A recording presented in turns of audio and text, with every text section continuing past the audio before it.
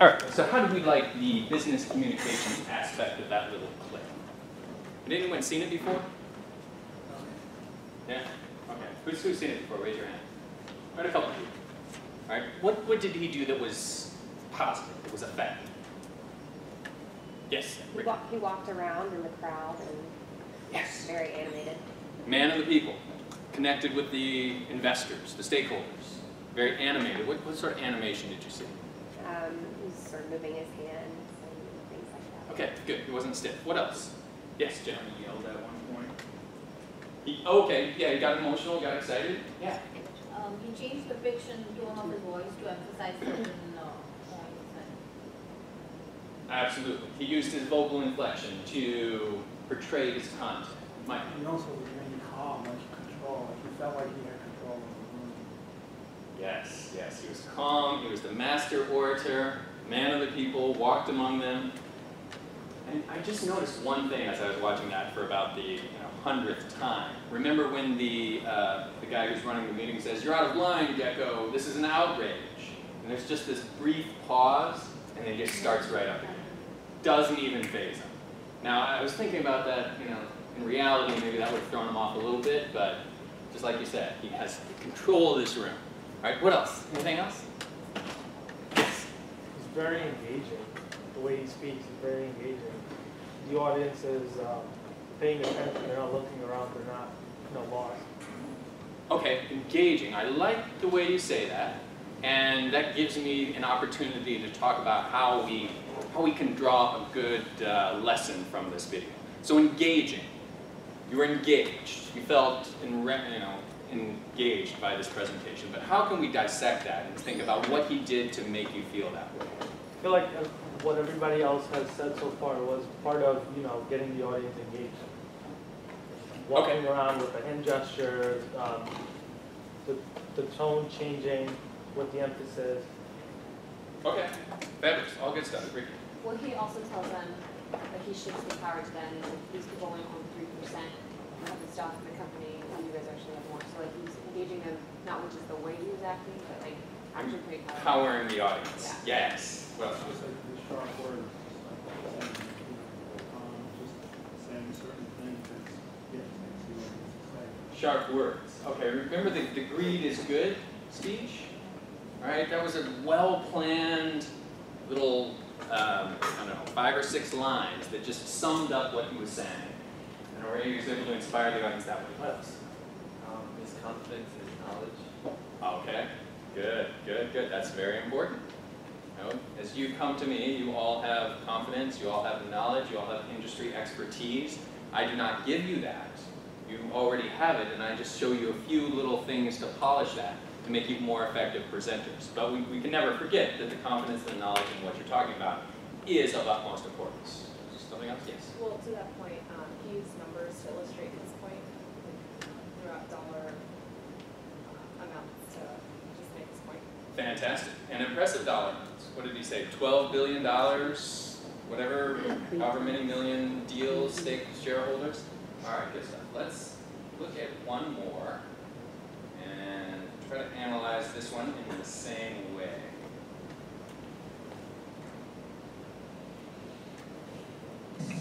Good morning. In less than an hour, aircraft from here will join others from around the world. And you will be launching the largest aerial battle in the history of mankind. Mankind, that word should have new meaning for all of us today. We can't be consumed by our petty differences anymore. We will be united in our common interest.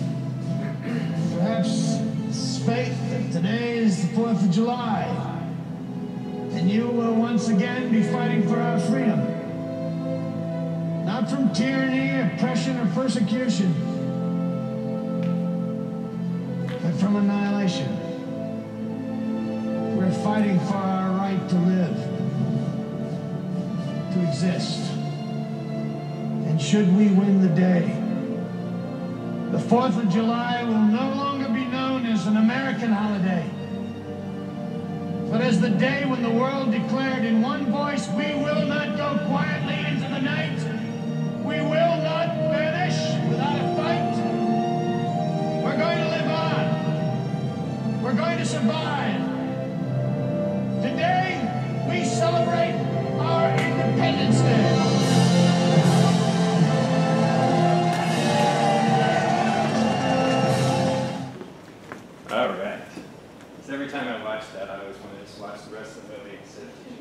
But just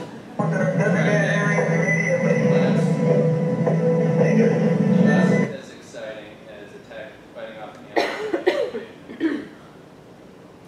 Okay, what did this communicator, what did he do effectively? Yes? Gradually raised his voice. Yeah, all right. Little arc to the intensity, I like it. Richard. I mean, I don't think it really counts, but I feel like when you have an orchestral background, you kind of, yeah, like it really gets nice feel. Yes, yes. Take that to your next board meeting, all right? Yeah. Yeah. What else? Yes? He added pauses in the middle of the speech. Okay, dramatic pauses. When did he add pauses? Let's think about that one, because that's a very effective technique. Pauses. He said, good morning, mankind. There was a little pause. All right, that has new meaning for us today. All right. What else? Yes? Talk about incentives, fighting for your lives. Okay, excellent. So that's a pretty good incentive, and he brought it up. Yeah, what else? Yes? He actually, whatever he said, he tried to adapt it on the lines of 4th July Independence Day, like to create more impact in the minds of the people that we had an independence and now this is again the time to existence. I mean, I'm not sure whether this situation is saying what the content of Okay, he, so I'm talking about the content that he said. okay, so the content he said was very important. We're all going to die if we don't do this right. Everything he tried, he knew exactly how to convince people, like what was the emotional points on which he can tap on to encourage them to boost their confidence. Yes, okay, so boosted their confidence and inspired people. He created this connecting feeling. It's not just America's Independence Day, it's the World Independence Day. We're not just Americans, we're all mankind working together. So he's very motivating that way. Anything else? Yes? He brought about just levels of sameness, that they would have common goals, obviously. And I think that elicited the whole emotional connection that they needed to be motivated and, you know. Yeah, excellent, excellent, yeah. He mentioned that it's not just America's Independence Day, it's the world, that everyone's included. Yes, outstanding. All right, we're all in this together. One thing I like to point out in that speech, you noticed when he went into that, he started saying, we will not go softly into the night, we will rage, whatever. Did you remember that part? Had anyone heard that before? Where have you heard it, do you know? It's a poem. All right, so he used a poem that people were familiar with, but he made it his own words. And I like to point that out, that he is using very structured language, but he is making it sound personal and making it sound casual, as if it's coming out of his own mouth, or his own brain. It is coming out of his own mouth, as if he made it up himself. But that's not entirely the best way to explain it, but he's using structured language, and he's using it to connect with folks. All right, good. So these are some good examples, great insights, great ideas. In this class, we want to think about those little things we can do to make a more effective presentation, and those are a lot of them. Walking amongst the people, engaging the people, vocal variety, content, understanding expertise of your own industry, relating to people, all that stuff. So good stuff. There's been the more in this class we can think about how we were engaged specifically, rather than just we were inspired, the better. Because the more we can do that, the more we can use it in our own business communications. Great. So that was our little introduction. Let me do a couple things now. Let me introduce myself, tell you a little bit about my teaching style. Then I will go through the syllabus, give you an overview of the course, and then we will start with the content for tonight, which is just a little bit about making conclusions in our presentations. So, in terms of introduction, my name is Zach. I'm delighted to be your instructor. I've taught at Rutgers a couple of quarters now, and I've taught at other places, business communications, for the last couple of years. Before I got into this business of teaching people business communications, years and years ago, I used to be an actor, and I learned what you might imagine an actor would learn about making good speeches, infusing content with the right amount of dramatic flair, good eye contact, good body language, all that stuff I learned. Long story short, I went another direction. I went to business school, studied finance, came to New York, worked in finance for a couple of years, then decided I did not want to do that anymore. I want to do what I do now, which is coach people on public speaking. And the process of building this business over the last 5 years has been a process of thinking about what I did in a business environment and what sort of acting skills I brought to use good communication skills.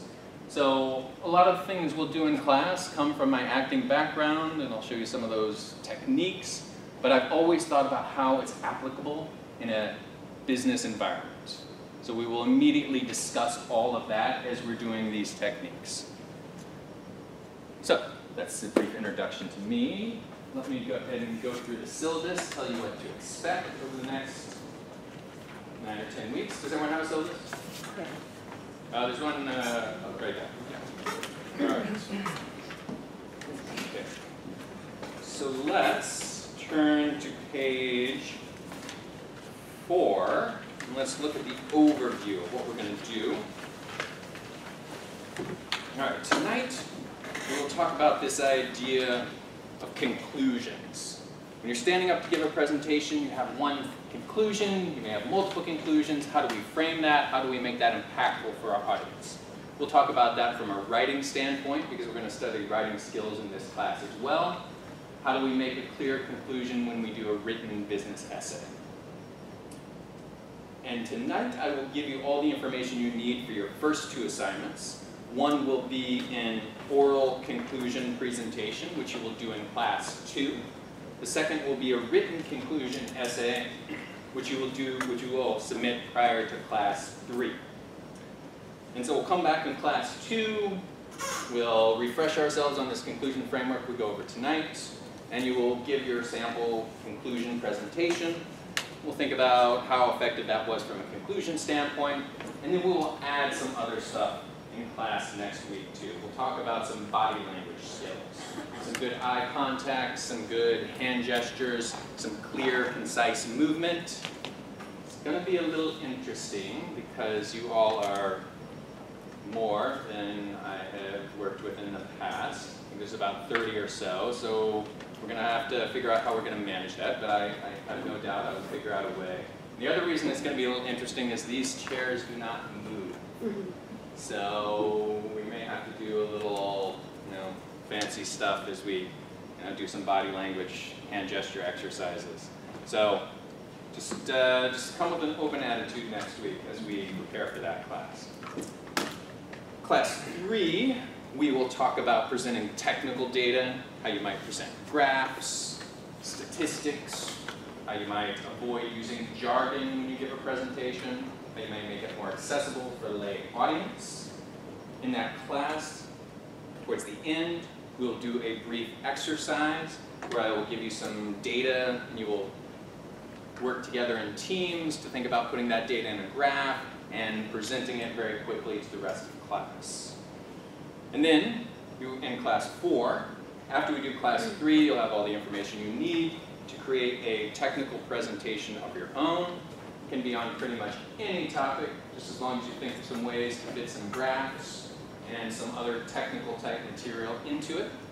And we will spend class 4 doing those technical presentations, trying to incorporate everything we've learned up until that point. Class 5, we'll talk a little bit more about writing. In particular, we'll go over emails and memos, how to write an effective email, how to write an effective memo.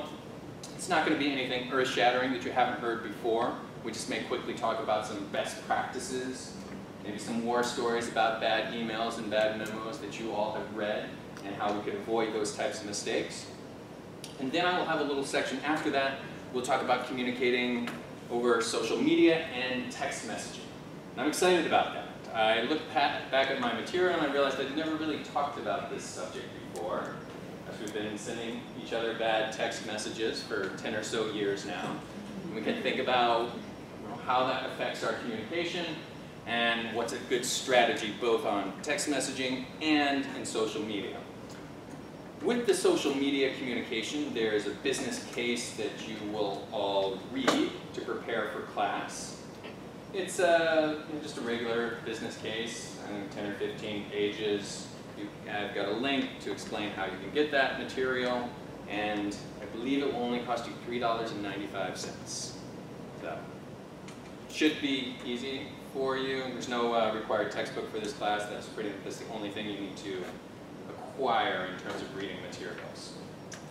Class 6, we'll talk a little bit about networking, how we present ourselves professionally at a networking event. We'll create an elevator pitch.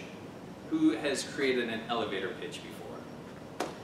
Yeah? All right, so it's a brief, this is who I am professionally. We'll think about best practices with those. We will practice those. And we'll have a little just networking event. We'll do a mock, this is a networking event, practice our elevator pitches on each other, and then we'll practice them individually in front of the class. And that will bring us to class 7 and class 8, where we will shift from making presentations to large groups to making presentations or communicating in more of a one-on-one format. And I created this, or not created, I designed this emotional intelligence material to help us think about how we can interact effectively with one person. And emotional intelligence is very interesting. It's about how we can control our emotions, understand the emotions of the person we're talking to, and how we can avoid dangerous pitfalls when we're engaged in some of those more difficult, potentially hostile conversations. Has anyone heard of emotional intelligence before?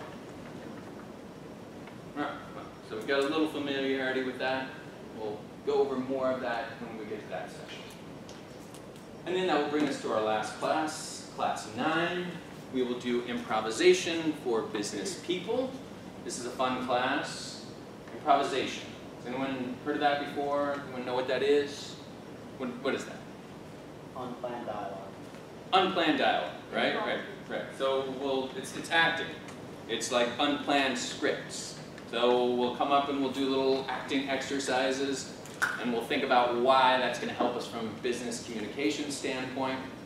Improv is become more popular these days with companies. It's a way to teach employees and managers creativity, problem-solving skills, spontaneity, flexibility. And it's also a good chance just to practice some of our public speaking techniques that we will learn throughout the quarter up until that point.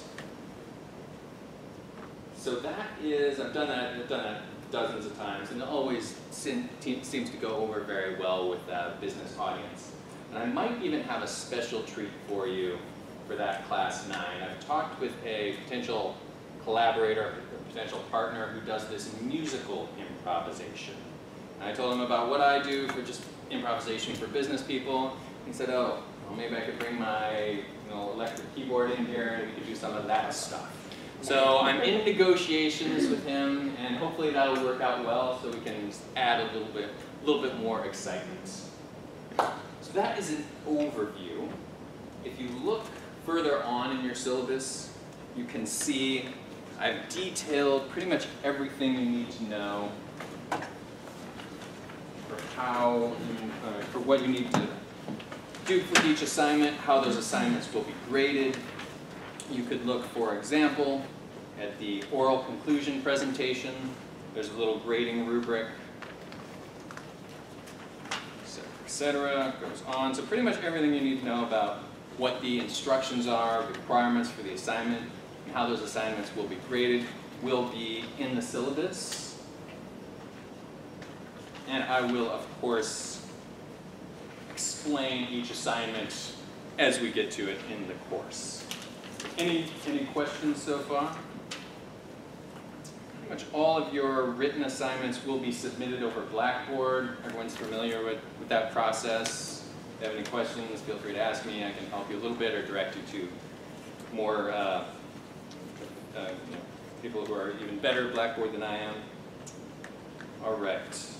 One thing I did want to talk about briefly is on page 2, the academic integrity. Now, this is just a standard academic integrity. Oh, yes.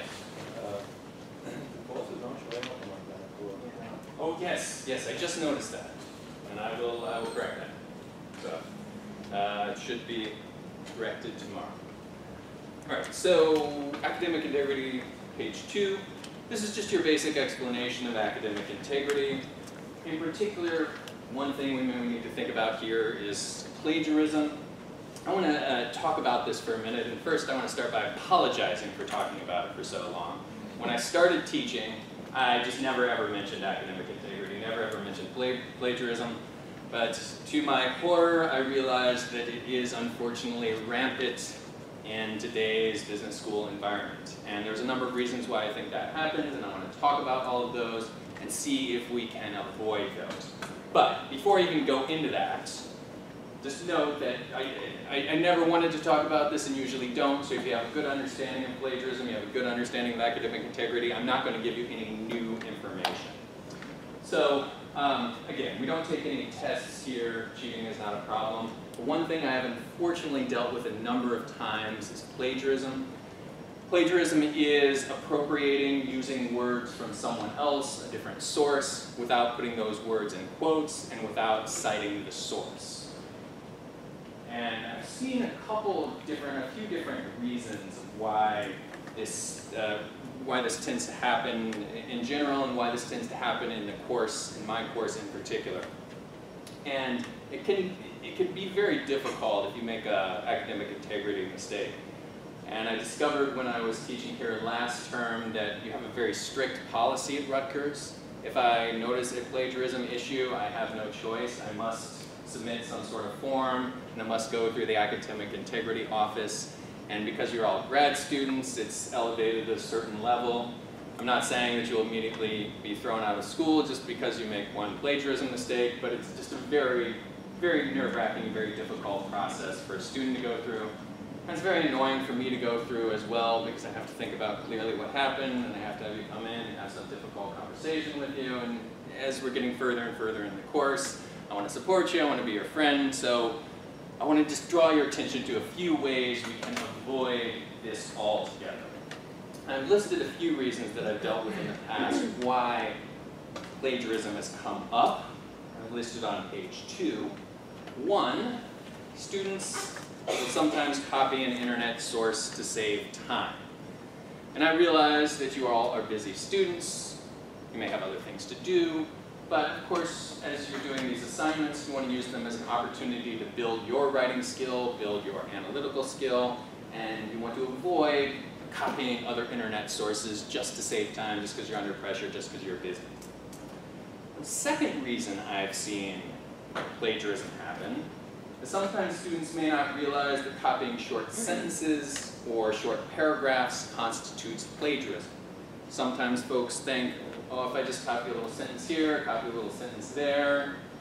But anytime you copy more than 3 words in a row from any source, be it an internet source or somewhere else, it does constitute plagiarism, unless you cite that source and put quotes around that. You put quotes around those words. Third reason I've dealt with, sometimes students who have trouble with English often look to written sources to find correct and concise ways of stating things. And that's understandable. Of course, if English is your second language, you're thinking about how you would say something very effectively from a business communication standpoint, I understand the temptation to look at the way someone else said it and use that as a guide, use that as a model. That can be fine, but you need to be very careful that you do not copy more than 3 words in a row. Otherwise, that can constitute plagiarism. Fourth reason, for some of the assignments I assign in this class, I will advocate a very specific structure. I will say, write the thesis this way, write the subheadings this way. For the summaries we do, it's thesis, subheadings, topic sentence. And sometimes students get confused and think that they just need to follow that structure to be successful in completing the assignment. And they don't realize that there's a whole creative aspect that their original writing is required for that assignment and for every assignment you do in class and every assignment you do ever.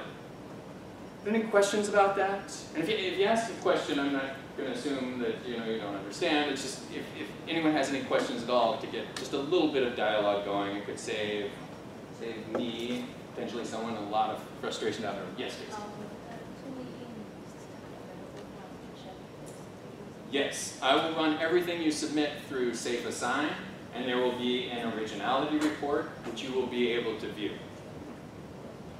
Yes? Do you have any examples to show that you mentioned it in code and do you have any examples for us to see like how if I'm taking a line how I'm just searching on Google and I found something that's in the code.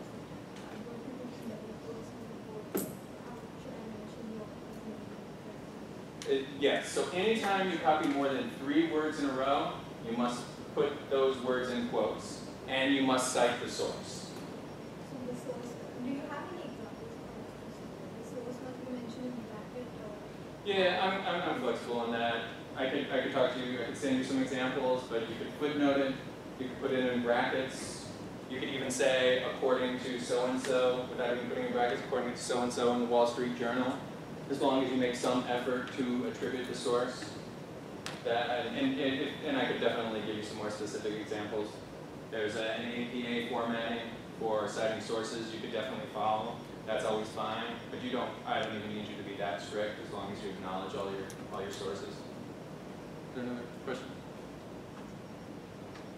All right, good. So, like I said, sorry to belabor this point, but it happened a lot more than I thought it would happen.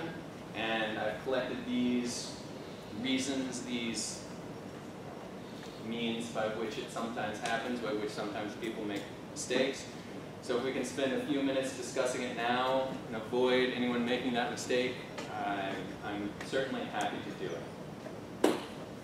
So that is everything with the syllabus. Any questions on anything with the structure of class, assignments, any of that stuff? Yes? Are you expecting a certain dress code, especially for doing presentations? Dress code? No, you have a dress code? Some classes do. No, I didn't know about the dress code. I'm not enforcing the dress code, no. For the assignments, it says like submit prior to class to a certain time deadline. Yeah, 6. Yeah. It's just like right before class? Yeah. All right. 5:59. 6:01, it's fine too. Yeah, anything else? All right, great. I'm going to start with the slides today, and Will we have access to the slides? yes.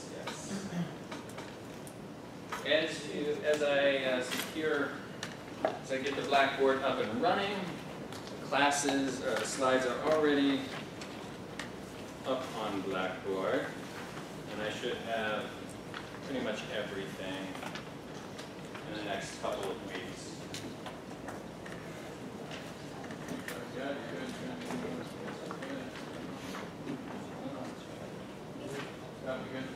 Good. Jill, need one?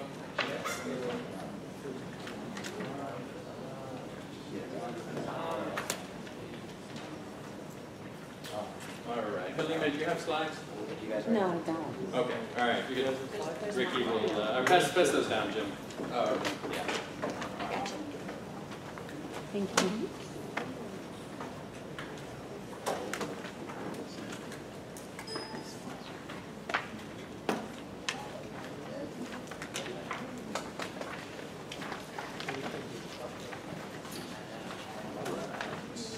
Alright, so introduction, you already know who I am. Course overview. Alright. So the main thing, pretty much the only thing we're going to talk about tonight is this idea of communication, conclusions, and thesis. When we make a presentation, we're going to have a conclusion. We need a conclusion. Sometimes it's tempting to forget that. If we're listing data, if we're presenting something that's very technical, if we're giving someone an overview of something, I'm going to suggest to you all that you are in a position, most of the time when you're making a presentation, to give your audience your interpretation, your takeaway. What does all this data mean? As you're developing your careers, as you're getting your MBA, after you finish your MBA, you will more and more be the person who folks will call upon to interpret things. Say, a little bit about finance, a little bit about marketing. Do the analysis and tell us what your conclusion is. Tell us what your main point is. And tonight, we're going to talk about ways we can accent that conclusion, ways we can make that clear to our audience. Similarly, when you're writing, You'll have the writing version of conclusion, which is often called a thesis. I could call it a conclusion, but I didn't want to confuse anyone. I wanted to make sure everyone realized that that is the same thing you learned about in high school English. This central theme to your writing is what we want to be clear to our audience when we're writing something. So with that, I want to think about and ask you about the types of presentations you do and how a central conclusion might fit into those. So let me ask you, what sort of presentations do you do, and what would you say the goals of your presentations are? Mike? I do training. I'll give you an example. Let's say this is accounting software like QuickBooks. So I'll give training and just enough training so they understand.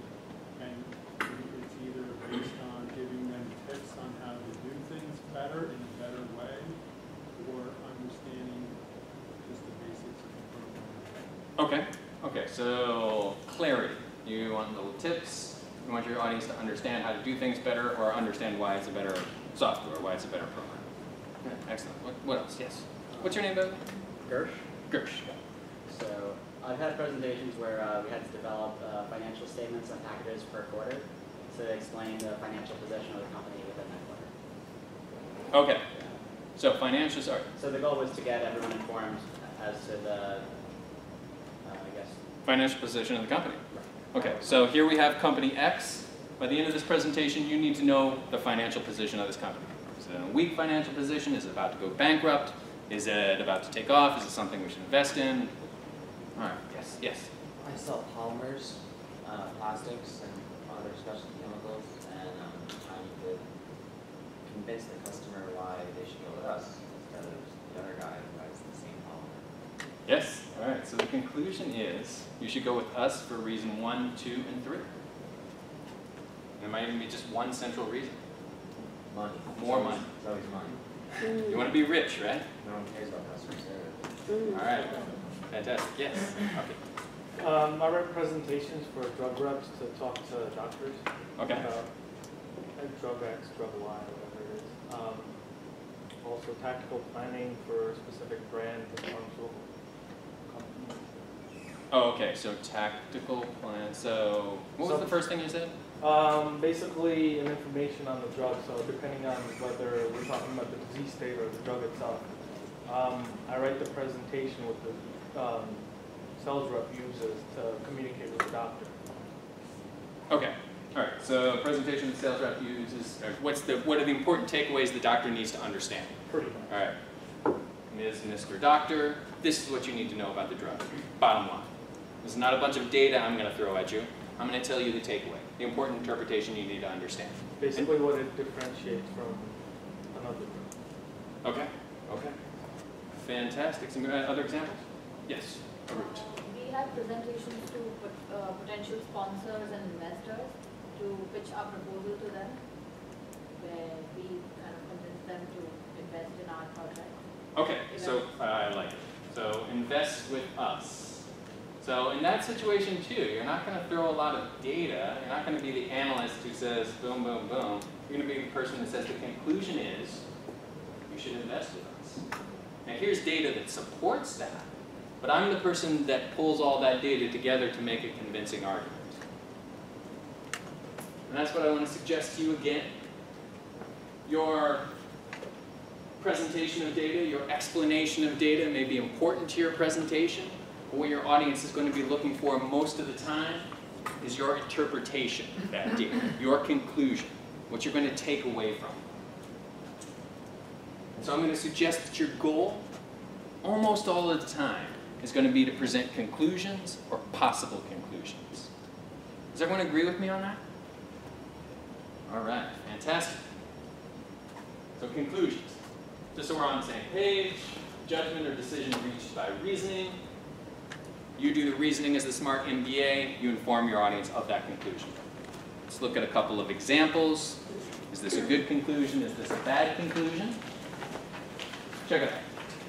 Investing in the pipeline project will put our company at an unacceptable level of risk. Is that a good conclusion? Sure, sure. All right, you've done the analysis, you've done the work. You're the person who has the expertise. Unacceptable level of risk is the bottom line. The data set shows an upward trend of 4%. No. You're not just an analyst saying upwards of 4%. What does that mean? That's what your audience is going to want to hear. I have 6 years of accounting experience and I've completed my CPA. Good conclusion, bad conclusion? No, it's not a conclusion, it's just a list of facts. How about this one? I'm an excellent candidate for the job. That's a good one. Bottom line. All right, so that's what we want to start our speech with. What makes a good conclusion? There are a number of ways we could discuss this, but I'll just kill the suspense and tell you what I'm looking for. We want conclusions that have support and have evidence. Numbers that back us up. Things that clarify for our audience or impress our audience. We could call it support, we could call it evidence. I like the term premises, and I like the term logic as well. I borrow premises and logic from my philosophy class in college.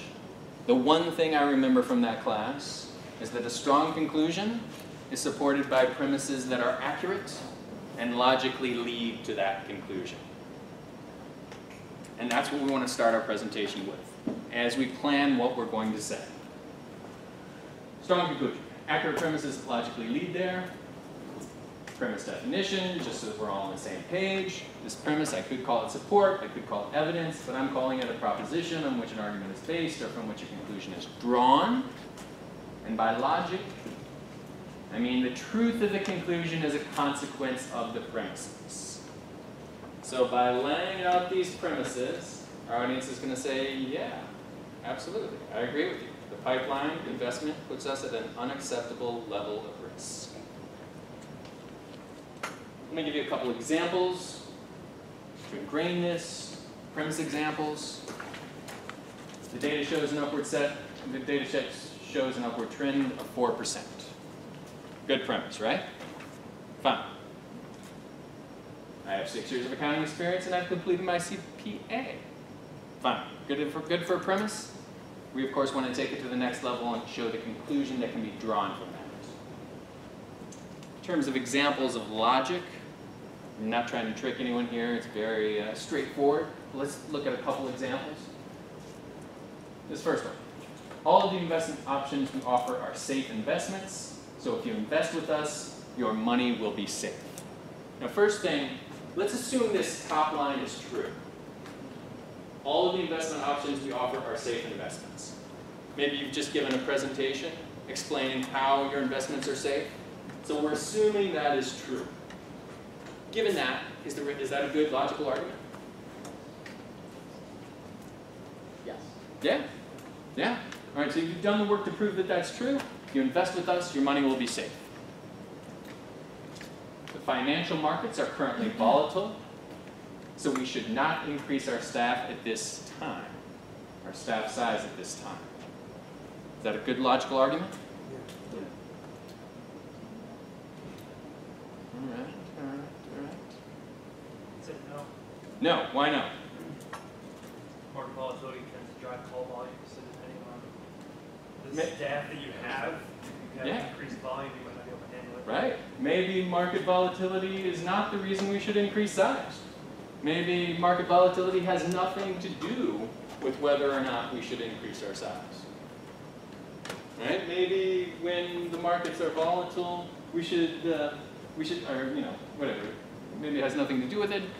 Maybe we're in a completely different business. So we haven't fully made the argument yet. And we need to add something. We need to say something like, all right, we'll move on from this one. Any questions on that? All right, let's take a look at another thing. The job candidate has great quantitative skills, so I recommend that we offer her the job. What's your name? Christian? Christian. What do you think, Christian? No, you don't know if the job requires quantitative or other skills. Right. You may be assuming that your audience agrees with you, but we need to make that link for them.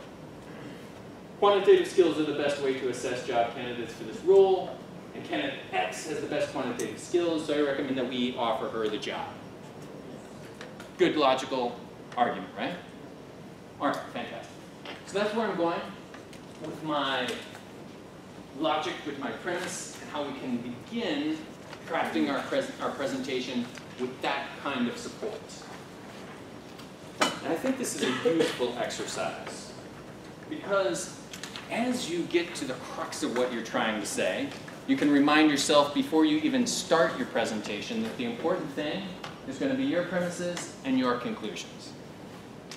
And anything else may be things that you want to exclude from your presentation. And it's very tempting to put a lot of information that doesn't support your main point unless you've started this thought process early and thought through what's important to your presentation. Strong conclusions will clarify. They will let you think about what content you should emphasize, what content you should eliminate, how you might order that content. I also like to mention this idea, what I call gaining confidence in brevity. I'll coach a lot of clients that tend to ramble and just talk on and on and on. And I work with them on this material. I will say, if you've made a strong conclusion, you have accurate premises, and it's logical, we've thought about this when you're not under pressure, when you're not making your presentation. Once you've said these things, you can stop talking. It can be brief. Job candidate has excellent quantitative skills. Quantitative skills are essential to this job. I think we should offer her the job. Boom, end of story. You know you've made your strong argument, you can stop talking. So let's think about how we want to present these conclusions. Before we start that though, let me ask this question. You have this central conclusion. Do you have to state it for your audience? Do you have to actually say it? Or could you let the data speak for itself?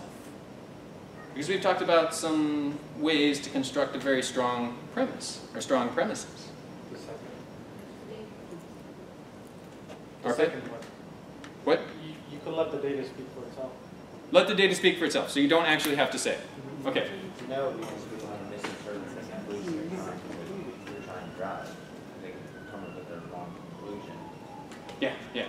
I'd agree with that. You want to state it. What do you think, Carrie? Don't you think she should combine both? Like state the facts first and then state the conclusion that you want it to be? Oh, okay. Combine both. Okay, so that's definitely a valid technique. So you could state the facts first, smile at the audience, let them reach that conclusion, and then give them the conclusion. That's a strategy we can talk about. Excellent. But I would still, in that strategy, I still want you to state it. I still want you to say it. Do not assume that this data speaks for itself. Do not assume that it's obvious. It may be obvious to you because of your industry expertise. It may speak to you because of your perspective, but it is not always that obvious to your audience. Your audience wants to hear you say it almost all of the time. Sometimes, I might suggest you use a technique I call assuming agreement. If you feel that it's so obvious you're going to be talking down to your audience if you state it, you might say something like, as you know, as you can see, and then state your conclusion. But I'm always going to recommend that you actually say it.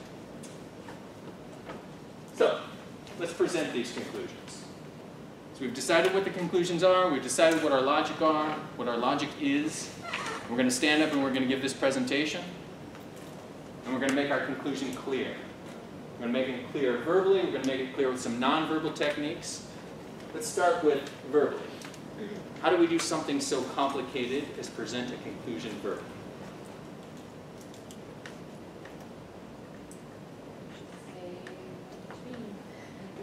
Say what? You conclude it, say it in your conclusion. Okay. In a statement. Spell it out for me, Ricky. So in conclusion, I think that you should end. So in conclusion, yes. The conclusion is, based on the data, my interpretation is, what we can tell from this data, what we take away, these are very simple techniques, but can be very clarifying for your audience. it's easy to forget how little understanding your audience might have with the subject, especially if you've studied it for your entire career, you stayed up all night working on this presentation, and you're nervous standing in front of everyone.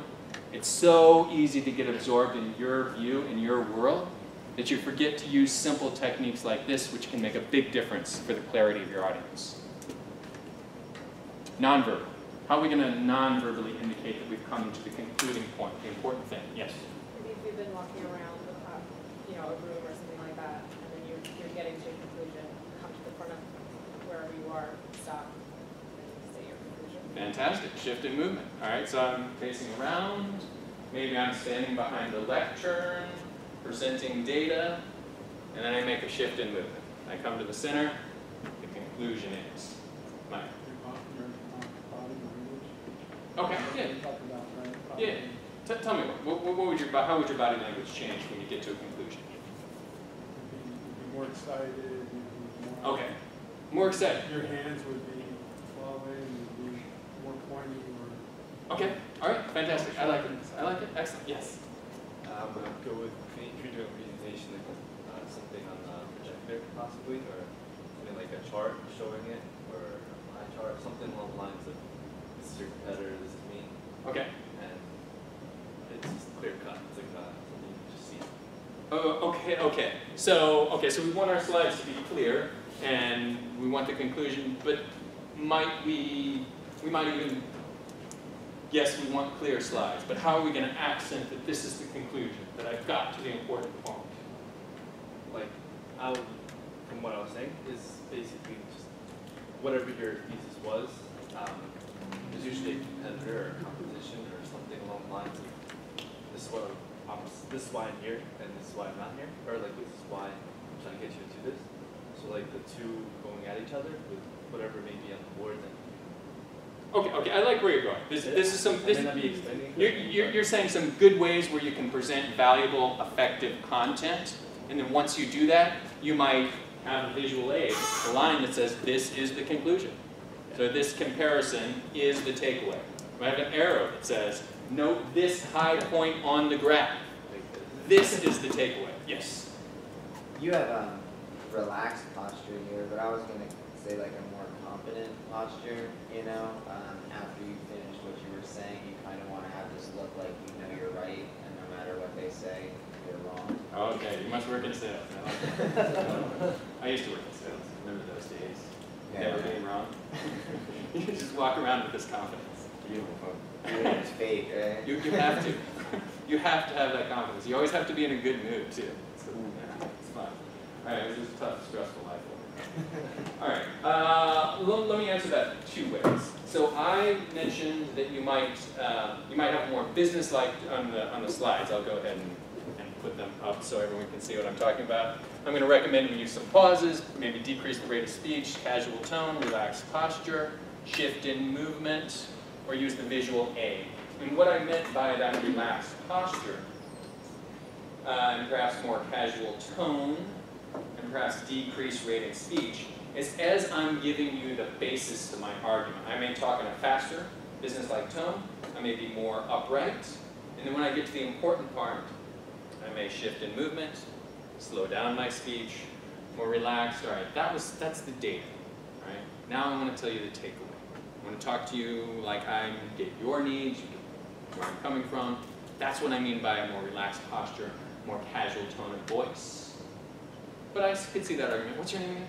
Matt. Matt, okay. I could see that. How are we going to explain that? Well, I mean, what you just said makes a lot of sense. I just took it a different way.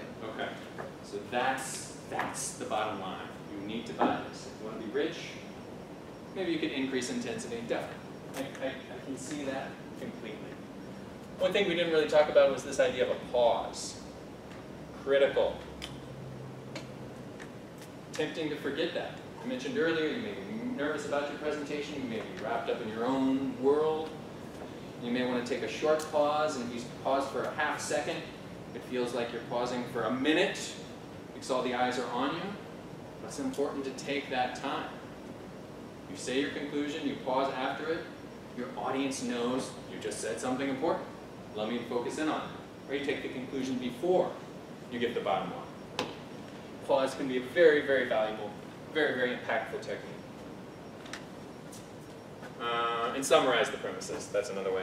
So I've talked about premise 1, premise 2, premise 3. The audience knows I'm getting to the conclusion.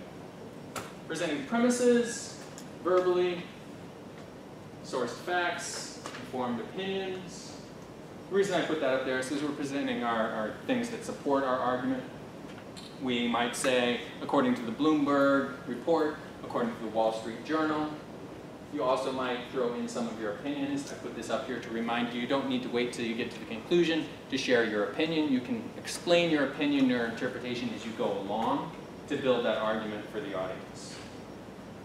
Again, you could use this assumed agreement technique just to make sure that your audience has the understanding of what they need to know to understand your conclusion, but you don't want your audience to feel like you're talking down to them. So you could say, as you can see, as you know, and let's get to the important point. Now, nonverbal. With nonverbal, for the conclusions, I mentioned that you might want to slow down, use a more relaxed, casual tone. So for the premises, I'm not going to tell you to go faster. Very rarely will I ever tell someone to go faster when I'm coaching them on their presentation technique. I might say that you go slower all the time, and you especially go slower when you're coming to a conclusion. One thing I will mention non-verbally from the premise standpoint is this technique I call a presentation motif. I stole this from a literary term. Motif is a reoccurring theme or idea. And a presentation motif is some sort of reoccurring verbal or non-verbal thing that you do to indicate some sort of items in a series. It could be as simple as holding up your fingers, saying point 1, point 2, point 3, and every time you hold up a finger and say point 1 or point whatever, your audience knows you're moving on to the next item of support. Make sense? All right. So, we thought about the importance of conclusions. We thought about how we might present them from a verbal and nonverbal standpoint. Let's think about how we would organize our presentation. I like the terms beginning, middle, and end. I've thought about a couple different ways to describe this, but I've ultimately just decided I'm going to call it the beginning, middle, and end. When you start your presentation, you have a couple minutes where it's obvious you're just beginning, you're warming up the audience. At that point, you'll get into the meat of your presentation, explain the essence of what you're talking about. We'll call that the middle. As you're doing that, at some point, your audience will realize that you're coming to the end of your presentation, you're wrapping things up. We'll call that the end of your presentation. And before we move on with that, I want to point out some psychology that the audience has in terms of retaining and paying attention to your presentation. Let me show you this attention-retention curve. On the vertical axis here, we have the audience's attention. The audience is paying no attention down here at 0%. The audience is paying full attention up here at 100%. And along the horizontal axis, we have the beginning, middle, and end of your presentation. So what's going on here? What is this U-shaped? How do we interpret that? Yes, You should call me Blake. Blake, got it. Just over time, the presentation starts and you get to a point where the listeners just aren't as focused or are not as involved. And then at some point you'll say so, or ultimately, or overall, or sort of some conclusive term to get us to re-listen again, and that's why it spikes up. Okay, so your audience knows, so let me start at the end. Your audience knows you're coming to the end, so they know they don't have to keep concentrating. Right. Maybe it's a very taxing presentation. Right. Maybe they're bored with you. Almost over. That's possible. So they know it's coming to an end, so they focus. They also might think that you're going to summarize important points. We've been conditioned that way, so now's the time to zone in. Conversely, at the beginning of your presentation, you have your audience's focus. They are listening to you intently. But they can't sustain that focus forever, and it will drop as you get further and further into the presentation. We'll think about a number of things throughout this class of how we can push this middle part up, but for now, we'll just think of the psychology, take the psychology for what it is, and think about how we can take advantage of this part at the beginning, take advantage of this part at the end. Is there a question over here?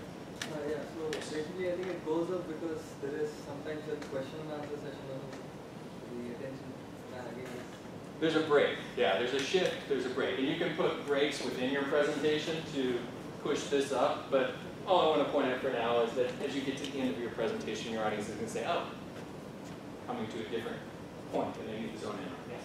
One reason for that portion to be down is that when we start with the presentation, everybody is curious to know what the presentation is going to be. And once you have already stated it in brief, then the audience start anticipating what is going to be. I got it, yeah, okay. I got it. So I like a couple of things you said. They're curious to know what you're going to talk about and why you're there.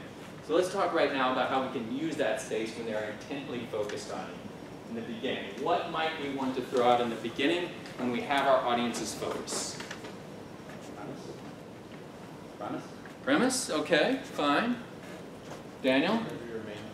Main point. I like main point a little bit more than I like premise. So the main point of your presentation, the important thing you want to press upon your audience, you might want to hit your audience with it when you have their full attention.